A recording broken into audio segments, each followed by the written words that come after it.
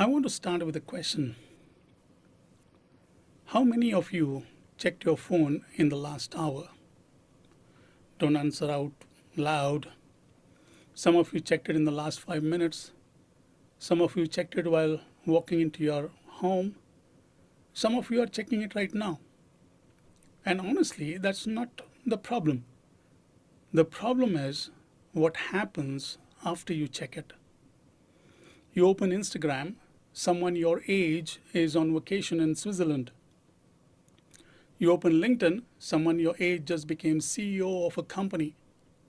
You open YouTube, some 19-year-old is making more money in a month than your parents ever made in a year. You open Facebook, everybody seems happy. Everybody seems successful. Everybody seems beautiful. Everybody seems to have their life together. And then you look at your own life, your unfinished assignments, your unanswered prayers, your insecurities, your failures, your fears. And without realizing it, you've just compared your entire life to somebody else's highlighted reel. No wonder you're exhausted. You know what I think is happening to this generation? You are competing in races you never signed up for. Think about it. You are expected to get good grades. You are expected to get into a good college. You are expected to get a good job. You are expected to look good, dress well, stay fit, be popular, be confident, be successful, be happy. And somehow do all of that before you're 25. And if you don't, the world makes you feel like you're already behind. Can I tell you a secret? Most adults are making it up as they go too. We just hide it better. When I was younger, I thought adults had all the answers. Then I became an adult and discovered that we are all reading the instruction manual upside down. We are trying our best, we are learning, we are falling, we are getting back up, we are trusting God, just like you. So if you've ever felt you're the only one struggling, let me tell you, you're not. If you've ever lain awake at night wondering if you'll be successful, you're not alone. And if you ever looked in the mirror and wished you looked different, you're not alone. If you've ever wondered whether you're enough, you're definitely not alone. In fact, I think that maybe one of the biggest questions young people are asking today: am I enough? Am I smart enough, pretty enough, handsome enough, talented enough, funny enough, popular enough, successful enough? And here's the tragedy. Many people spend their entire lives trying to answer that question by impressing other people. They chase likes, followers, approval, recognition, achievements. But approval is like salt water. The more you drink, the thirstier you become. One compliment isn't enough, one achievement isn't enough, one promotion isn't enough. 1,000 followers become 10,000, 10,000 become 100,000 and a million. Because the human heart was never designed to find its worth in applause. And I think deep down, many young people already know this. You guys are smart. You can have hundreds of online friends and still feel lonely. You can be surrounded by people and still feel invisible. You can smile in public and cry in private. You can look successful and still feel lost. And if that's you, I want to tell you something. You don't have to pretend. You don't have to act strong all the time. You don't have to wear a mask. You don't have to convince everybody that everything is okay. Because some of the strongest people I know are the people who finally said, I need help. Now, let me talk about something very important. Your parents. I know the moment I said that, some of you rolled your eyes. Some of you are thinking, oh, you don't know my parents. Fair enough. Maybe I don't. But let me tell you something I've learned. Most parents spend years worrying about things that children never even notice. They worry when you're sick. They worry when you're late. They worry when you're sad. They worry when you're struggling. They worry when you're silent. And sometimes they don't know how to say it properly. Sometimes concern comes out sounding like criticism. Sometimes love comes out sounding like rules. Sometimes fear comes out sounding like anger.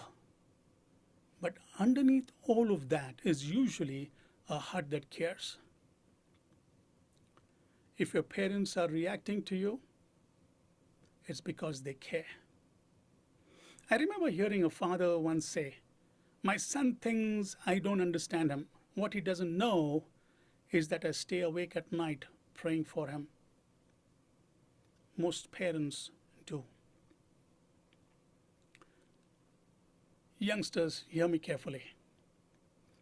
There are people in your life who love you more than you realize. They love you more than they love themselves. Your parents, your grandparents, your church family, your pastor, your mentors, your elders. Maybe they don't understand every trend. Maybe they don't know every app. Maybe they can't tell Facebook from Instagram. But they love you. And if life gets heavy, talk to them.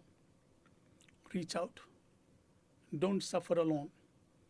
The enemy, the evil one, the devil, loves isolation. But healing often begins with a conversation.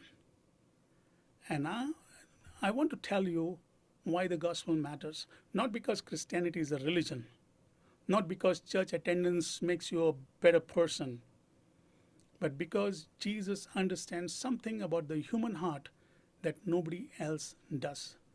He knows that underneath all the striving, all the competing, all the comparing, all the pretending, there is a soul searching for acceptance, searching for peace, searching for purpose, searching for home.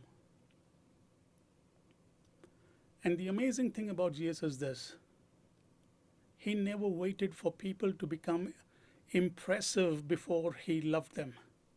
Think about that. The fishermen weren't impressive. The tax collectors weren't impressive. The sinners weren't impressive. The broken, damaged people weren't impressive.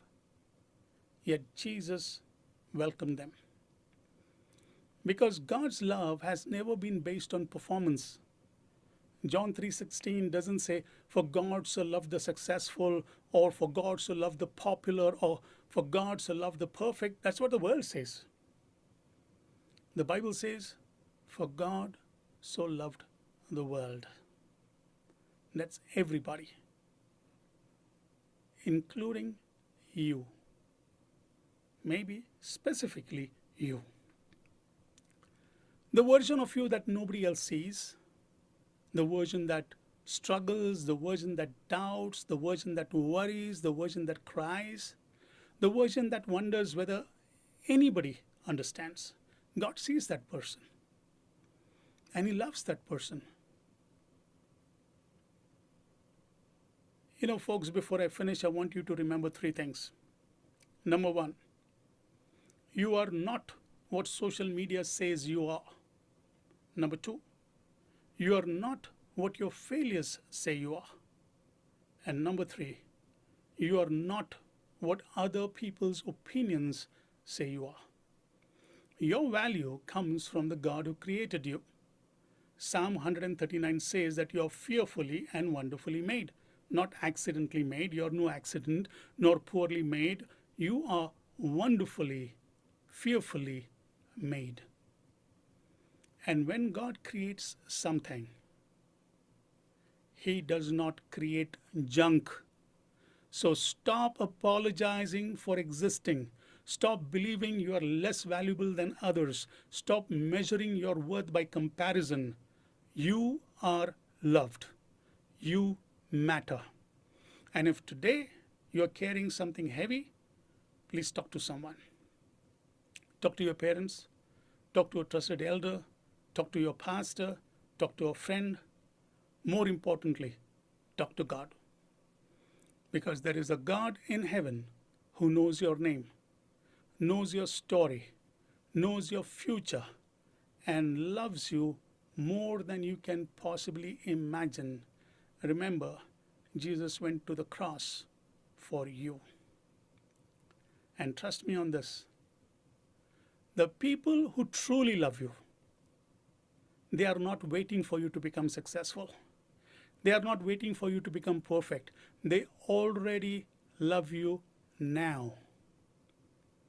And so does God. Always remember that. And if you would subscribe to this channel, look out for several musical videos that I've created. One was on Joseph, which I released just 2 days ago. Watch it and let that song heal you, compel you, build you, and raise you. May God bless you.